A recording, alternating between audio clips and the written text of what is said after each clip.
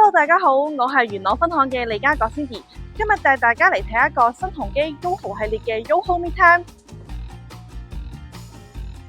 配套方面，元朗地鐵站無縫連接 YOHO 大型商場，110萬呎商場面積，設有逾300間店鋪，當中有唔同國家特色餐飲以及茶樓，另外有大型超市一田百貨、戲院、家電鋪等等，仲有女士們最愛嘅化妝以及護膚品專櫃店。假日嘅時候，亦都有唔少市民過嚟商場購物。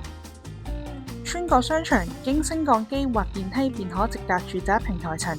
YOHO Midtown 係新鴻基 YOHO 系列嘅第2期大型屋苑，2010年入伙，合共提供1890個住宅單位，會所以及園林面積約22萬平方尺，提供球場、健身室、泳池、兒童遊樂場、宴會廳等等。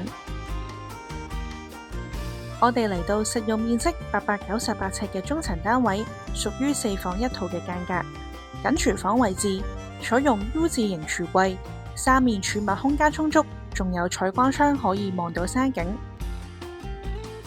裏面仲有工人房間，原業主已經做好晒床架。穿過客飯廳，我哋嚟到露台嘅部分，景觀非常開揚，可以一覽元朗嘅山景。望返入客飯廳嘅部分，原業主喺玄關以及客廳位置亦都做咗儲物櫃，增加收納空間。右邊第一個房間係儲物室，做咗到頂嘅衣櫃。所有客房同客廳同一方向，可以望到山景。第一間客房有收納嘅地台床。客廁部分有浴缸以及雲石嘅牆身做鋪砌。第二間客房有書枱以及雙層床。